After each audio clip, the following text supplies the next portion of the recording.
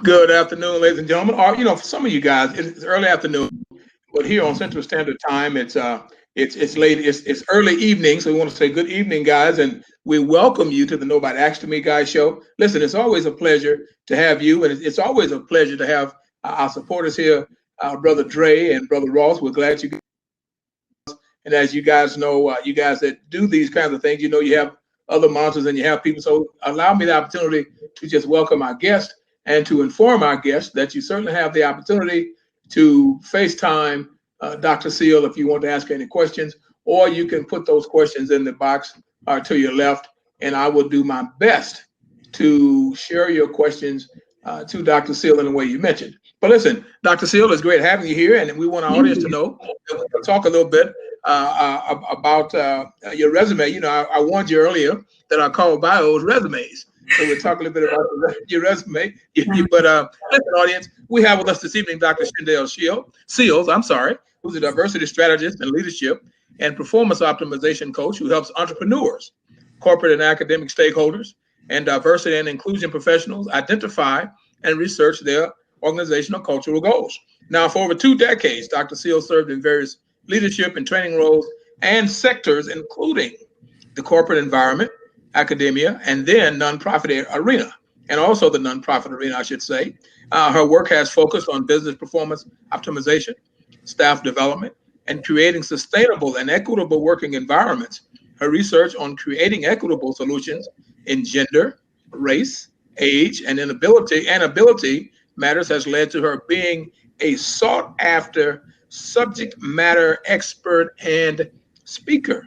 In addition to her consulting services, Dr. Seal is an adjunct professor at the University of Redlands, where she teaches leadership, organizational change, and business communication. Now, Dr. Seal holds a doctorate of education degree in organizational change and leadership and a master of education degree, both from the University of Southern California. She also earned her Bachelor of Arts with a focus on language and linguistics from California State University at Dominguez Hills. So, ladies and gentlemen, allow me the opportunity to introduce to you Dr. Shindell Seal. Dr. Shindell Seal, good evening. Thank you. Good evening. Listen, I'm doing just fantastic, and it's great to have you.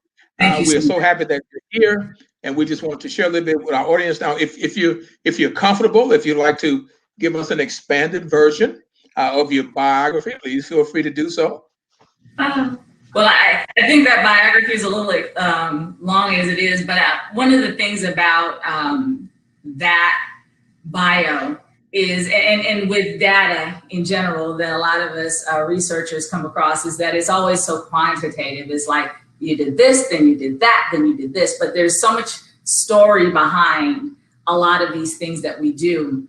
And for me, just the whole transition from not having a degree, then getting a bachelor's degree, then getting a master's degree, then getting a doctorate, was based a lot in purpose. And that purpose is really based in creating access, creating access for people who look like me and look like you, and who didn't have the opportunities that I stumbled upon, actually. So a lot of my bio is based in making sure that a lot of the people right now who are struggling will have the opportunities to not struggle once all of this passes off. So that's part of the story. That's a great part of the story. Dre is saying that that you have some resume. He says it's going to be a great show. We already, I thank Dre for sharing that, because, and again, I want to invite him the opportunity to come on as well to FaceTime and help us host if he'd like. But allow me just to not waste a lot of your time. And now, the uses of the word diversity wears many faces. There's one generic definition that can simplify the understanding of its importance, in your opinion.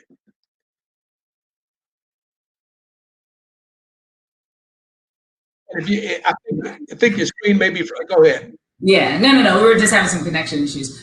But you asked a question, I'm sorry. Yes. I was saying the usage of the word diversity wears many Oh, faces. And is there one generic definition that can simplify the understanding of its importance? well, diversity, and this is really interesting because this question is coming up a lot now because people are trying to. There's a lot of semantics around what diversity is. My whole take on it is if we look at the respective areas in which we're talking, because diversity is different anywhere. If you look at diversity in Japan, diversity is different in Japan than diversity is in Iraq. Diversity is different here in South Los Angeles than it is somewhere else. So when we're looking at diverse populations, it really just means it means that there are an assembly of differences. Now, when we use the term differences, and of course, my background in linguistics, that lends to that there is a marker for normalcy. So when you have a marker for normalcy, which in our situation would be the dominant culture, that marker for normalcy means that everything other than that is different. And that's where diversity comes in. We're diverse from something, diverse from each other. Now, so if we're in a different area, then, diverse from that dominant culture would be what diversity is. So it is it's a complex term, and it causes a lot of confusion because people tend to, it's a hot button topic and people tend to polarize it. So. You're absolutely right. And actually, it catapults us right into my next question. Now, do you feel, and actually, you were saying this to me already, about the diversity is extremely important. And we sometimes try to, how can I say this, minimize its importance, and especially as it pertains to inclusivity. Mm-hmm. Mm-hmm. Yeah. In your profession, or just in being the fabulous human being that you are, Thank you. what do you encounter, let's say at least 50% of the time, when it comes to inclusivity as it pertains to diversity? Oh, well, yeah, we can assemble, but then do we have the opportunity to experience our space the same? Do we have the opportunity to rise to the highest levels of the echelon of your organization with the same trajectory? And that also includes equity. So you can have diversity where, yeah, we're all together.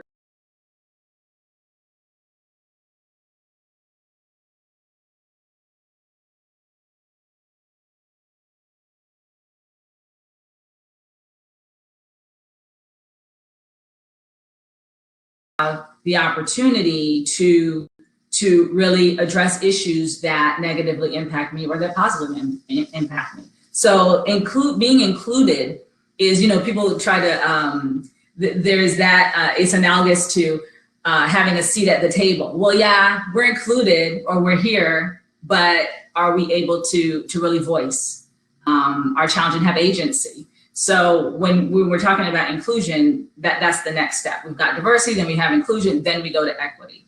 And equity is that's the mecca, right? You get equity where when you're actually able to say, okay, well, you know what? Dr. Seal and Mr. Lars had different upbringings. They had a different background.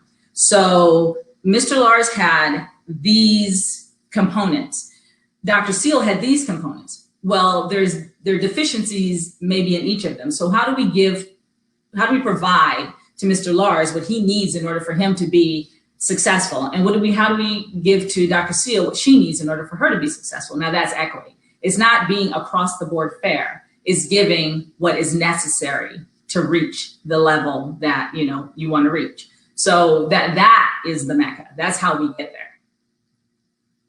there. And Dr. Seal, having been an ex-athlete, I constantly try to get people to understand, as far as I'm concerned, because of what you're saying right now. One simple analogy: when we talk about diversity, world diversity, the being, quote, given, unquote, the platform to make decisions, etc. Mhm. And when I hear people say to me, well, but we've come a long way, and there's so many blacks on TV now, and in my day you couldn't, it's like, okay, stop it, just stop it. Because I'm being honest, and I want your opinion. Because to me, we, and I do mean we, who have allowed ourselves and who identify ourselves as African Americans, Mhm. allow ourselves to be minimized in 2020 by making Mhm. statements like that. Now, why do I say that? Because we have always been allowed to entertain Mhm. other people. Mhm. However, when it comes to making decisions, and as you were explaining your point just a moment ago, it just kind of, I was sitting here going like, yeah, yeah. When it comes to making decisions, then that's a whole nother animal. And people of color, we still have problems understanding that. Right. Is Well, that I okay? think that So what you has see Steve happened. Harvey hosting a show. So you see this, and so go ahead, go Well, I ahead. think what has happened is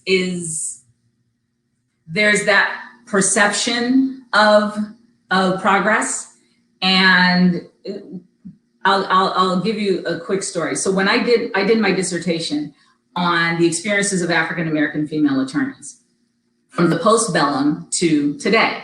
So, well, whenever I finished. So the postbellum was right after the Civil War.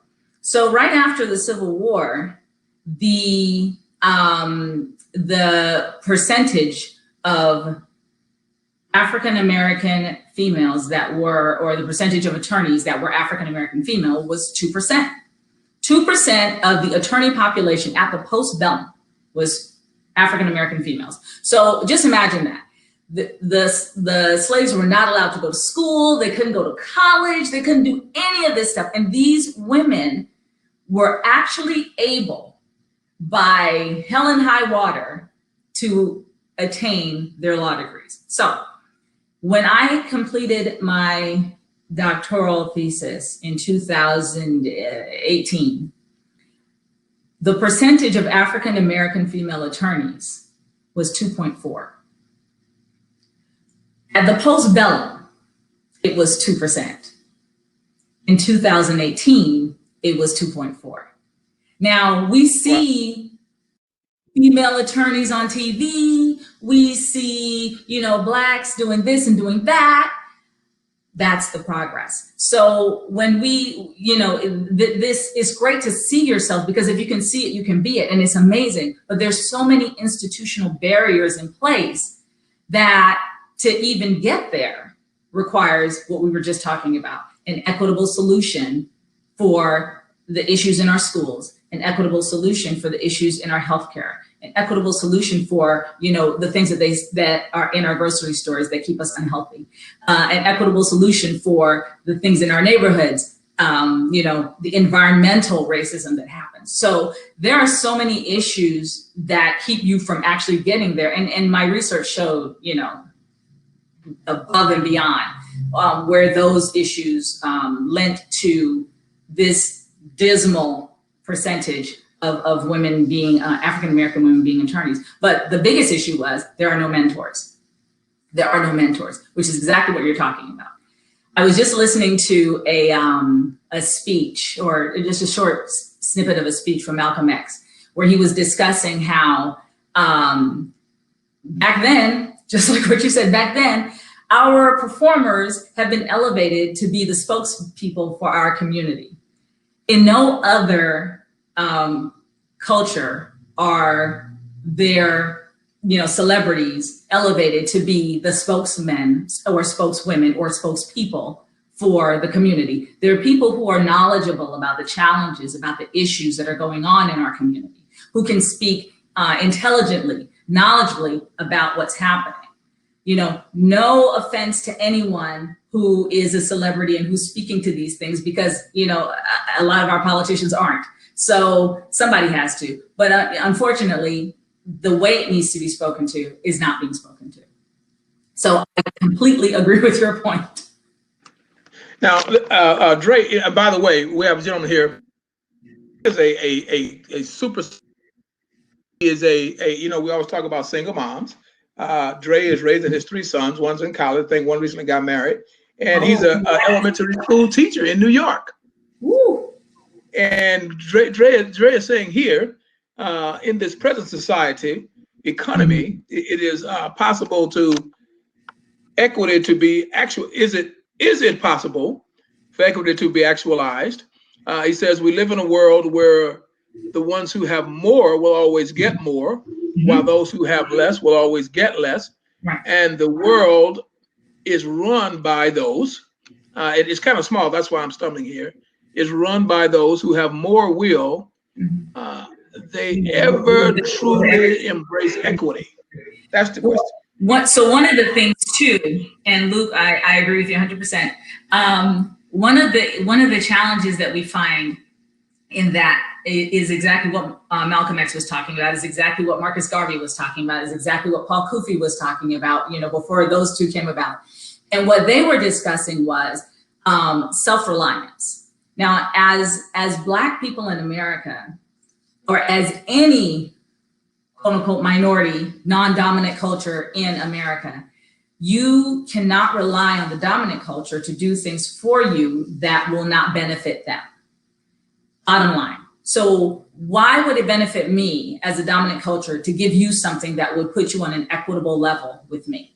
It doesn't, because this entire country has been set up from the get-go to ensure that those on top will remain on top, our educational system, everything. I was just actually, currently I'm reading The Miseducation of the Negro with my son, and he's 13. So we're going through, you know, paragraph by paragraph.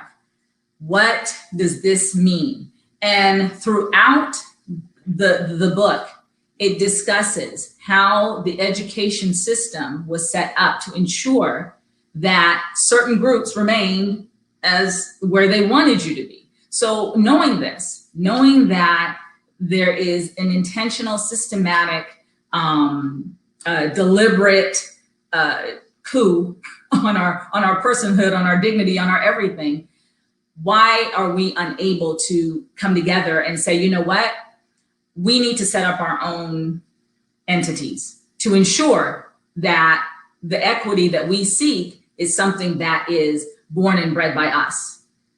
It's vital, because who knows better how to provide the things that are needed in our neighborhood, in our society, in our communities than us. But unfortunately, we've been so reliant on others, and we mistrust ourselves and each other that look like us. So it makes it difficult for us to actually to get to that stage.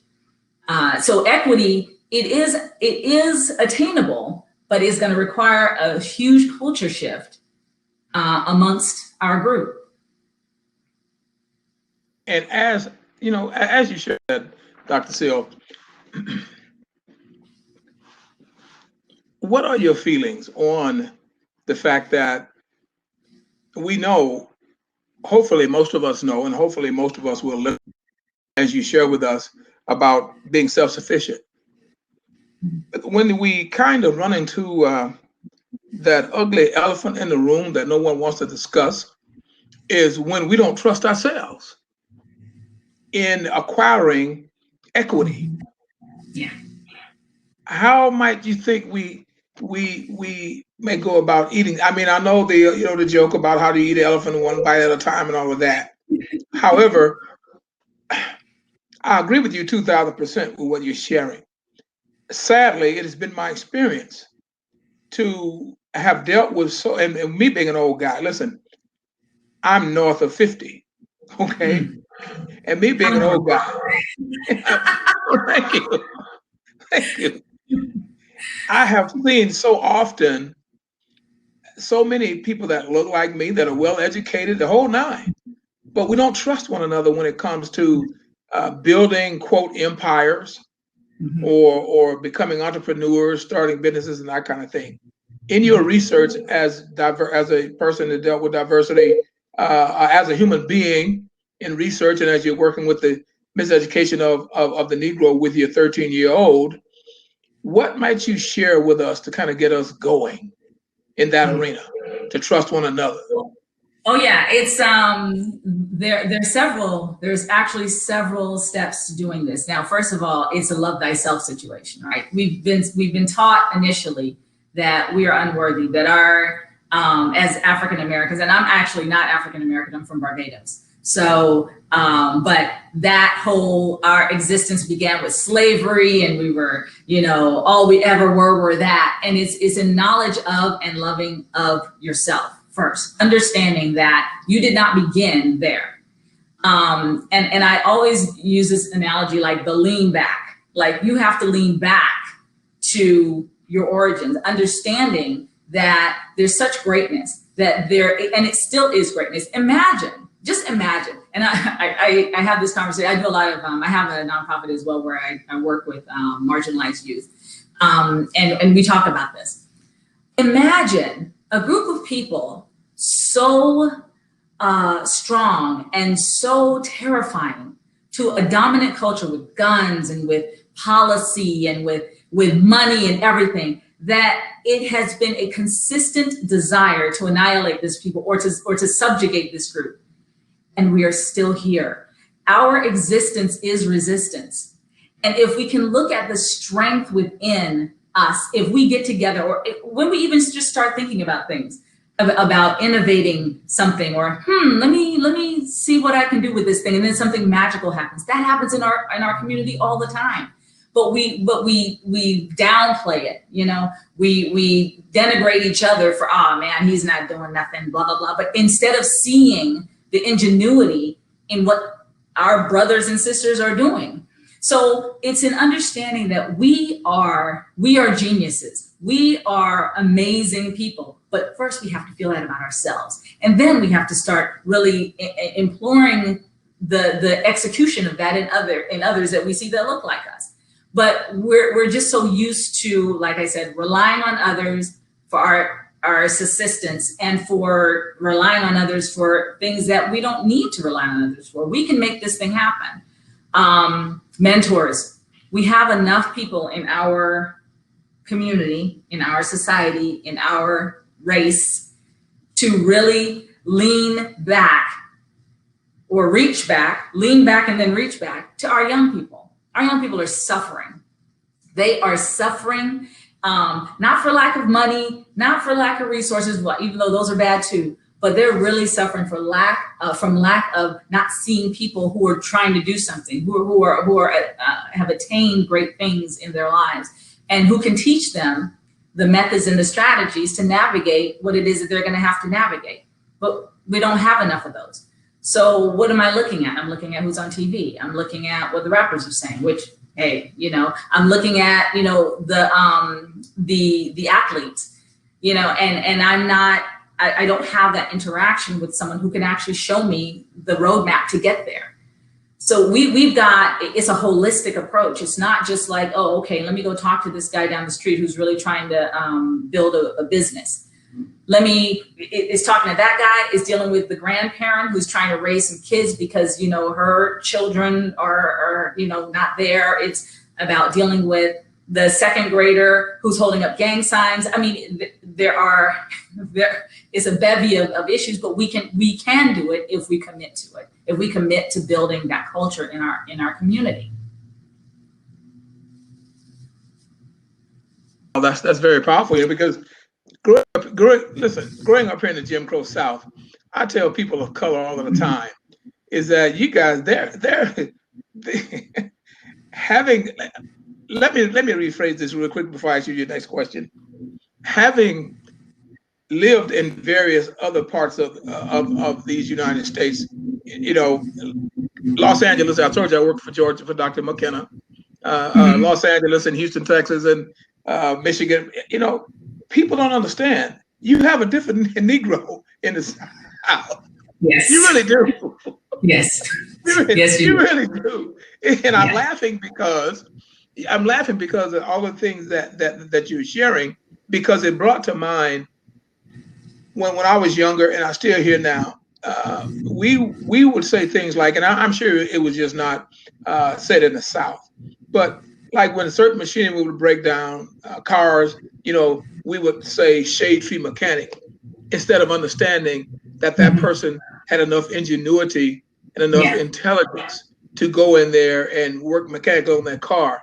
Or God Mhm. forbid, you use the N word and say Mhm. something is being nigger rigged when Mhm. it's a piece of machinery that engineers had to put together, but this quote common brother unquote on the street can Mhm. finagle around with it until he gets it to Absolutely. operate. Absolutely. So as you share those things with me, it was just bringing back to mind, and some in our audience, by the way, their thumbs are going up crazy and hearts for your statements, and we always love that. Thank you. But you know, in saying all of that, do you find in your profession and in your personal life that we allow ourselves to receive, maybe consciously or subconsciously, that one size, especially in academics, fits all when it comes to people of color, regardless of region? Yeah, yeah. Well, I mean, education in itself has been an amazing and horrible sham for African Americans. And that's coming from someone who was educated at one of the most prestigious, predominantly white institutions. And I can say it for a fact that yes, it is a huge sham for Black people in America. First of all, you are given, and by you, I mean us, we have been given um, the least of anything.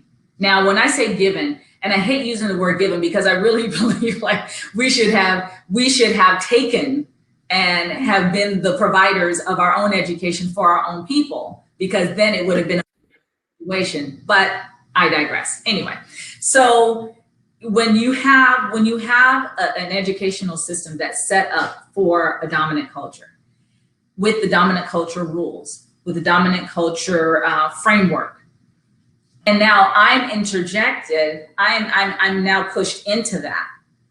I don't learn that way. I don't.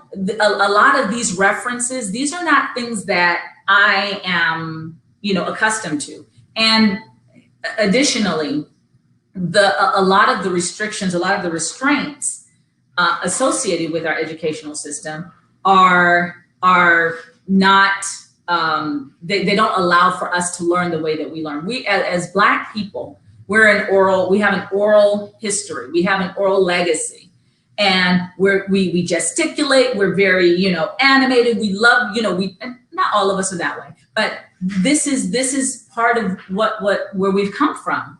But that is not allowed.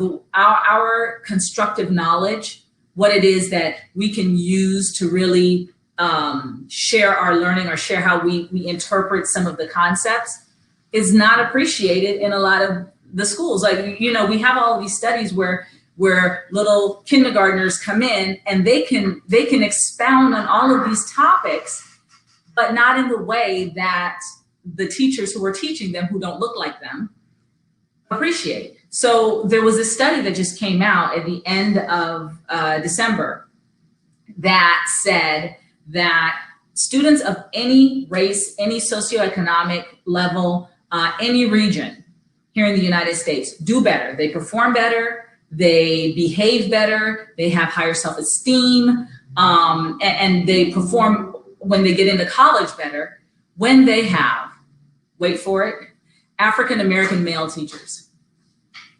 African American male teachers. I want you to think about every male teacher you've ever had. Every Black, yes, right. Hey, That's exactly. right. Every African American male teacher you ever had. And they're looking at the way Black male teachers empower the students, how they are actually able to relate to some of the challenges that these students, and the fact that they're so empathetic, yet holding the students to a higher standard.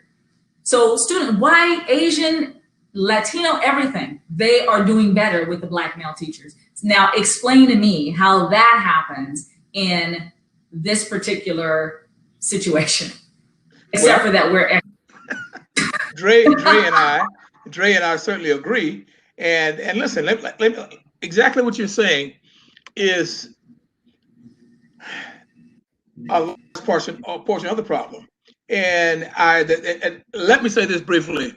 When I first met Dre via our outlet here, and he was sharing that he's a elementary school teacher, rearing his sons, etc. I applauded that young brother. I was so excited, and excuse me, and I'll tell him again as I speak with you, Dr. Seal, and our other guests. I was so excited that we had young men and young men of color that thought it important enough to Yes. work with our children and to get them to where they need to be. Because when I asked you about the aspect of why we seem not to trust one another, and the reason I mentioned Dr. George McKenna and Joe Clark and those guys is because people think that's some kind of myth. And I'm so happy that you said what you said, because it's not a myth. You have George McKenna's and Joe Clark's, and dare I say, without patting myself on the back, Melvin Lars's and Dre, every place. However, we are minimized because of the impact that we have on children, or people try to downplay it. And I have to share a personal, real quick testimony is that when I was working with young men, I used to help. I not only was I teaching, but I would help extract them from gangs, things like that. However, if there's always somebody wanted to make it be a self-serving act, it had nothing to do with the fact that as a human being, first of all, and as a quote black male unquote, more specifically, I wanted to help save them from themselves. Had nothing to do with me. Sadly, there were so many people and other males did not want to accept the fact that we try to save children for themselves. They feel that you're trying to somehow shine some kind of superficial light on yourself, when that's not even the case at all. So I just have to share that because I'm so happy to hear you share that about your research, because it is so important that we know that we understand that. So as I was saying to Dre again, is that it's major what he's doing. It is major what he continues to do, and obviously we know that it's not to disparage our brothers and our most of the time, Dr. Seal, I don't call our quote Caucasian people white. I just call them our less melanated brothers and sisters. So that is not to disparage any of our less melanated brothers and sisters at all. Well, it is just that. Go ahead. What's interesting, Mr. Lars, is what Dre actually just noted here. And just Lars, please. Just Lars. Is that education is a white female dominated workforce, and that is exactly right. So they're referring to another study that I just read. There was an African American teacher trainer, and so she's actually working on building diversity training into teacher PD. That's professional development for those of you who are not in education. So her thing is, though, because it's a white female dominated environment, and they are the ones who are teaching our children, they are damaging our children so significantly with regard to their self-esteem, their ability to really interpret material using their compound knowledge, and just their opportunities to move forward and to be successful. So her mission is ensuring that there is diversity and a strong module of diversity within teacher PD. So one story that she was sharing was that there was this, I think he was like a second grader, and he picked up this book about African American something or another. And the African American woman noted, "Oh, do you like that book?" And the little black kid said, before he could answer, his white female teacher says, "Oh, he's not much of a reader." And what came to bear was she looked back at the young Black kid, and he says to the African American, trainer, "Yes, ma'am, I like the book a lot." And then the white female teacher, even after hearing this exchange, just kind of shook her head like, no, really doesn't, And what does that do? What does that do to our young brother who is really, he's excited about what he's reading. He's seeing people who look like him. He's interpreting it in a way that is really, really meaningful to him. But he's told he's not really much of a reader. So, and this is one school. This is one experience. It being a white female dominated environment means that the vast majority of our children are being taught by people who have no cultural connectivity or respect for them, with or for them. Now, where does that lead you?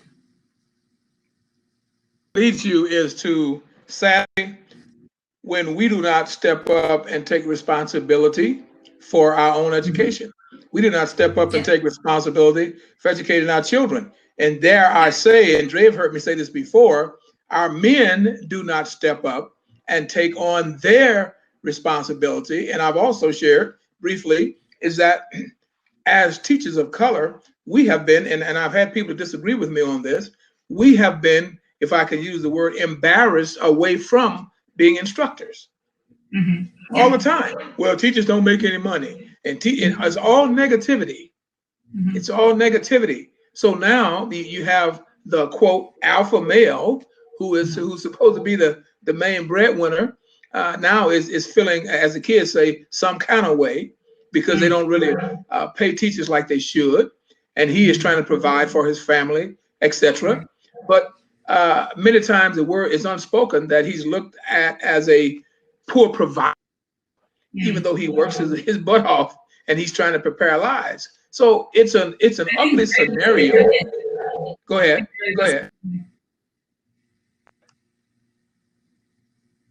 Please come in. If Dr.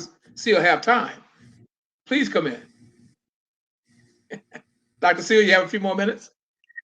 Of course. Right. Hey, thank you so much for allowing me to There we go. come in. Can you hear me? Hey, Dre, how you doing, man? Good, doing good. Now, that's where I agree with you. So, just a quick back history. I was a youth pastor for 10 years, and I was let go of my position because I had gotten divorced. My ex-wife left, and when she left, the church said, we want your resignation. Doesn't really look good optically to have a pastor on staff that's been divorced. So I became a single father at that point, and I didn't have much experience other than that. So I had to go back to school to get my degree, first in marriage and family counseling, my master's in marriage and family counseling. Then I got my degree in special education, 1 through 6, right? And I've only been teaching 3 years, and already I'm being told by a lot of people that I should look to go into administration. Now, I teach in New York City, and truth be told, I get paid better than a lot of other teachers around the nation. I'm not complaining about my salary, especially making what I make. Only been working as a teacher for 3 years. I'm doing okay. I'm doing all right. Other districts around the nation, it's not so. But even with my salary, and I'm able to take care of my family comfortably, I'm still sort of looked down upon because I'm only an elementary school teacher. And not even like even though I get paid the same as a high school teacher at my pay rate, at my experience level, I'm still looked down on as an elementary school teacher. Like people look at me and they say, "Well, you don't want to go to high school? Well, what's wrong with elementary school?" Right? But there's two things that African American male teachers, especially in the elementary school level, look to do. Well, or that are encouraged to do. First is to be the disciplinarian. You are the enforcer in the school building. That's one. Yeah. Two, get out of the classroom as fast as you can so that you can make a decision maker and start making decisions and be away from students. And I don't know if I I like that. Now, would I love to be an administrator? If I can still have a line of connection to my students, I wouldn't mind it. But I don't know if that's my path. And it seems like that's been the natural progression of Black teachers, Black male teachers in education, right? You get in and get out of the classroom as fast as you can, you know, or if you're in the classroom, you are the disciplinarian. Yeah. Yeah. And the challenge for that, the challenge with that situation is because getting your degree is so prohibitively expensive.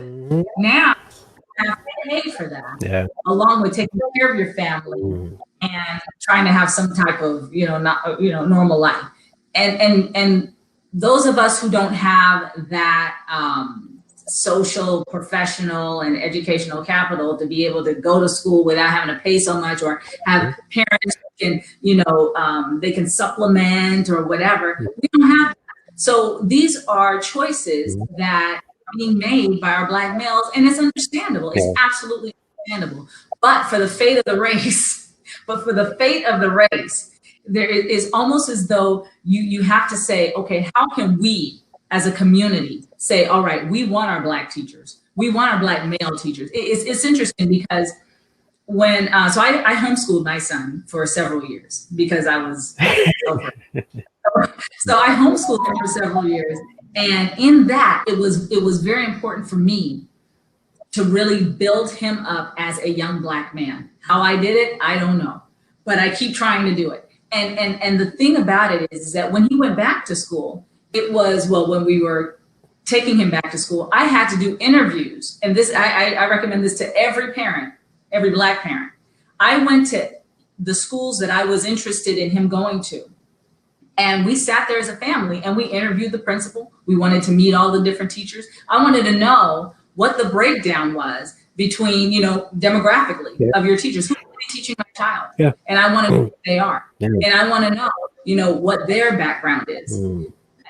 And you get a sense, you can totally get a sense when you meet someone, if they really are about your success.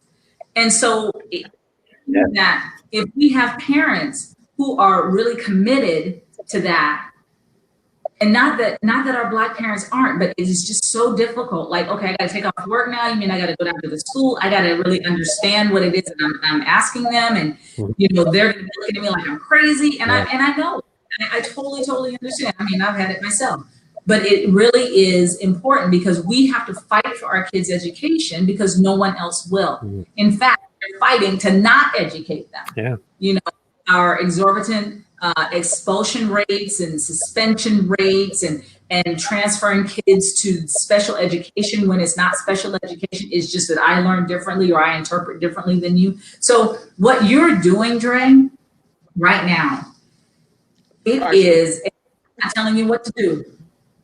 I can't. It's not. I'm listening. May I share, Dr. Seal? Pardon? Dre. What'd you say? May I address Dre real quickly with that? Of course. Dre, as a retired high school principal, I heard the same message. And had I not, had I had the conversation that you or I are having right now, my answer would have been to stay with the students. Because what happens when they, and I do mean drag, when they drag you into administration, you become a politician. And you have to have a specific, I don't want to sound like I'm preaching, but you have to have a calling where you actually love, care for, and cherish children. You have to care about their well-being and that type of thing because you are saving their lives. And what happens is the fact that because you're good with the children, then they want to pull you into administration to make their, being honest with you, it's a sad scenario. Everyone knows what to say when the cameras are running. Oh, we're really concerned about your child and we have their best interests at heart. They say all of the right things until they get you in. Then once you become part of middle management and that kind of thing, listen, I have, and this is not about me, Dre, but I tell people all the time, I was a superintendent's worst nightmare. As a matter of fact, I had a couple of job offers being a superintendent, and what I said, no, thank you.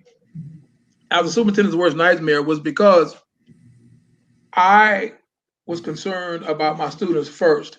I understood budget. I understood work. I understood all of that.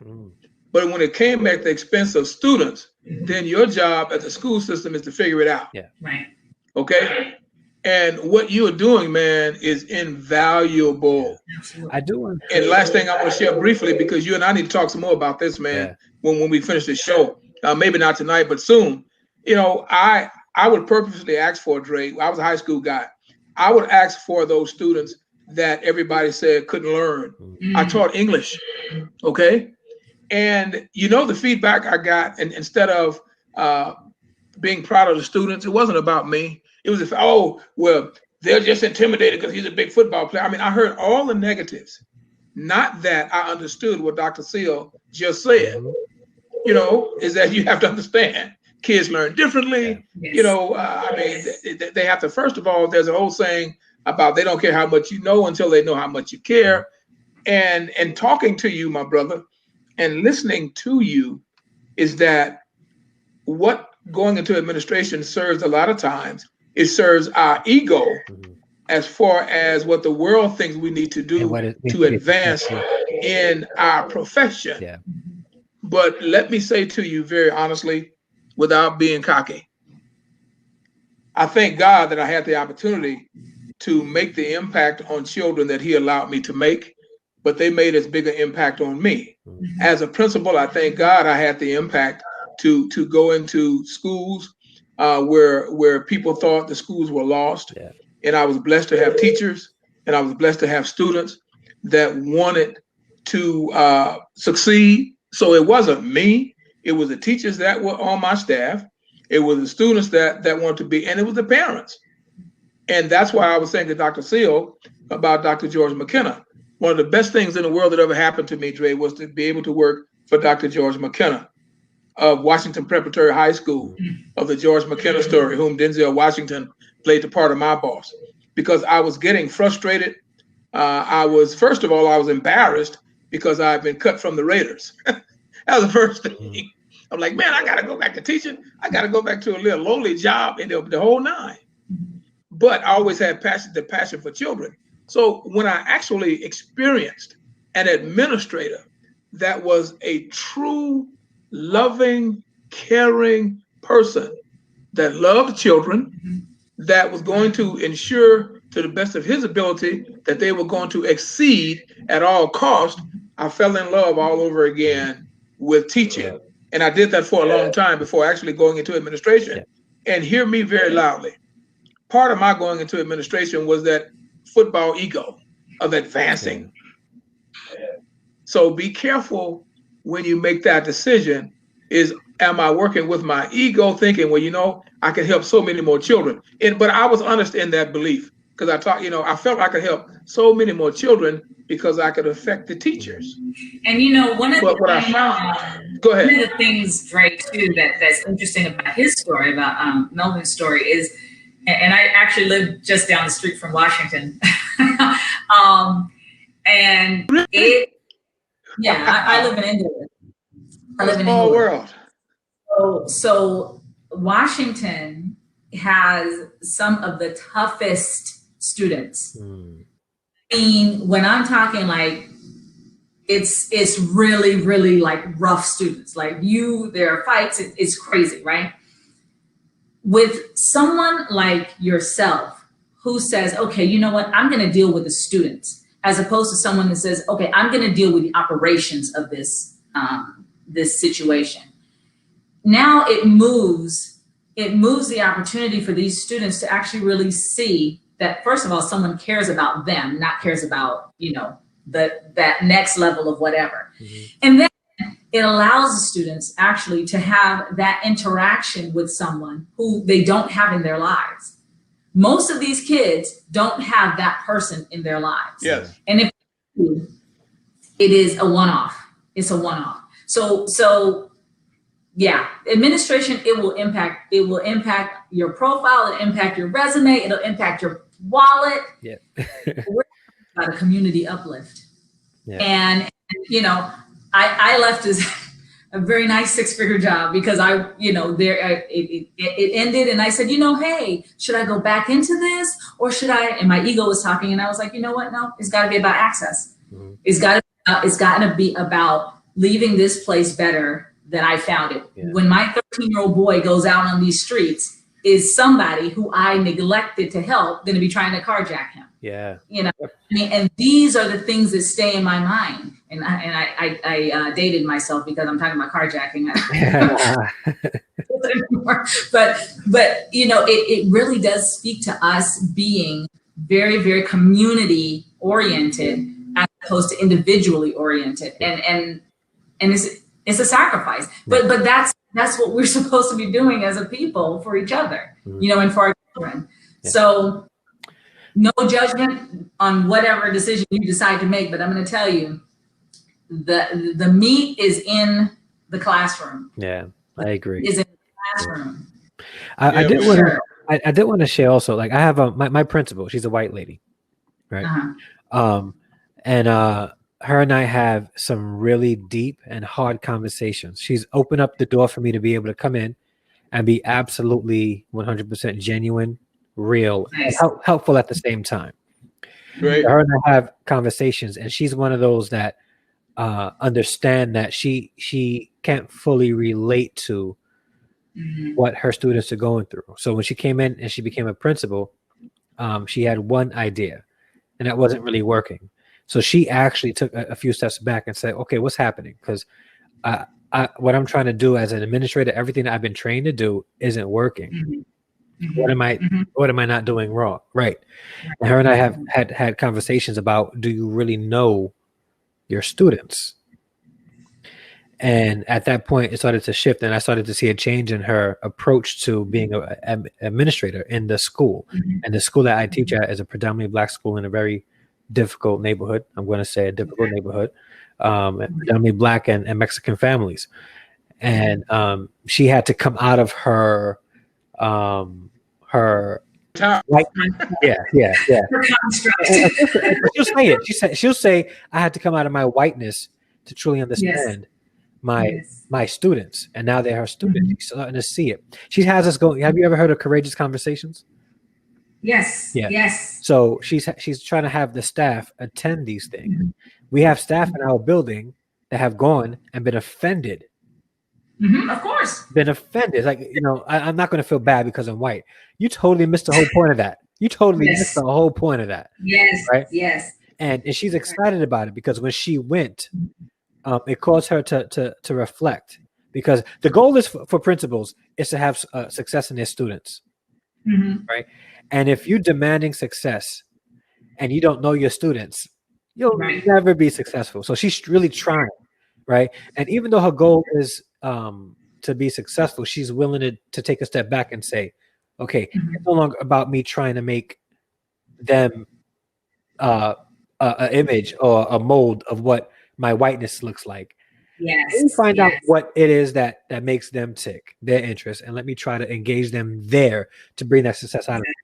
So, so I was saying that to say that, you know, although it's and you're going to have a lot of pushback from white teachers because it's almost as though it's an attack on their identity, right? My identity. Absolutely. My identity has always said, and there's a lot of positionality in that, right? So my identity says that I am white. Yeah. And your identity says that you are Black. Yeah. Black means this and white means this. And whenever this starts happening, now I'm challenged to actually understand so that it can get like this, right?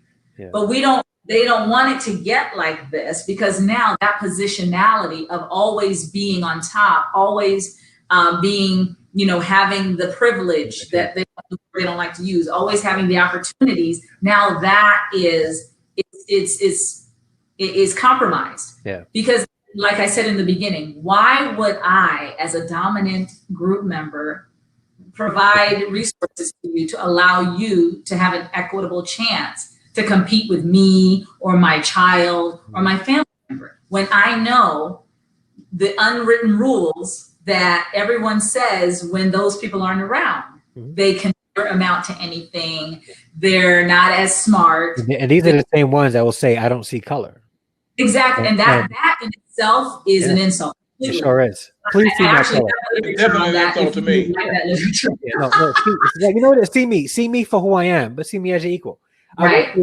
Yes, I am. This is who I am. My experience. Yeah. You know, see me for my experience. Don't see me for, you know, and you can see me for whatever you want to do as long as I'm respected and you acknowledge what it is that I've gone through that has brought me here, and allow for that to build upon what it is that we're learning in school, you know. So looks like we're out of time, but this has been amazing. Thank you so much. We are not out of time, but I don't want to keep you. I don't want to keep you any longer, Dr. Seal, because I mean, you and Dre are lighting it up, and that was Luke. No, Dre, you can come back while we close, because people may want to know how to contact you. Well, first of all, allow me to say, if you will, Dr. Seal, it's been great having you here, and our monitors have been going crazy with all these thumbs up and hearts that are going up, and I'm just usually we get more questions from our audience. But I guess all the things you're saying, it's crystal clear, so they don't need to ask questions. But listen, Dre, I'm happy that you hopped on, and please allow me to say to you, my brother, is that you're doing a fantastic job. And Dr. Seal, hopefully we'll get to do this again, because we know this is a very expansive topic, and we have to be able to talk about this. And I say to people all the time, is that, you know, we have to have discussions, not arguments. And I'm happy to hear Dre share, about the workshop that they are attending, because we know how life is. So guys, listen, this is the Nobody Asked Me Guy show. And Dr. Shindell Seal has obviously been a great person to have on the show. And Dre, we're glad that you hopped in. So Dr. Seal, I'm sorry, at this time, if you will tell our audience how they might contact you in the future, we'd appreciate it. Sure. So you can contact me through my email, Shindell, which is my name written there, .seadecc.com. That's Shindell.seadecc.com. Hit me up with any questions. I'm totally open to answering and helping you in any way that I can. Thanks so much for having me on. I appreciate it. Thank you, Dre. Would you like to share with the audience how they might contact you, sir? Yeah, social media, Instagram, I'm Andre_D_Harrison, and on Twitter, at Andre D Harrison. You can reach me on both of those formats. Yeah. Okay, guys, listen.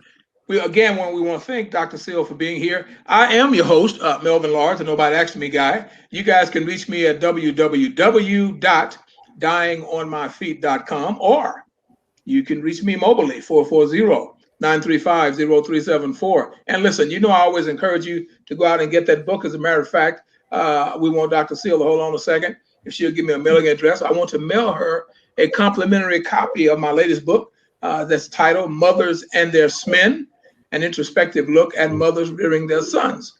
Now, this book is written from a mother's perspective, and it's not a parenting or try to teach people how to rear their children. It's just about mothers and sons and all the talk out there and myths and all that stuff. And many of you that watch this show know that we surveyed over 400 people from our mothers that were on public assistance all the way to our PhDs.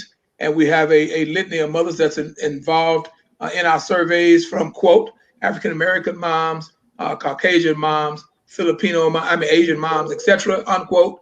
And so we'd love you to get that book. You can get it from Burns and Noble, or just hit me up on my website. So again, guys, listen, we appreciate you all being here. It's been a great night, and we want you to come back and join us again. We have an entire lineup of great guests, and we usually here every Friday night at 7 p.m. So stay tuned and stay great. All right.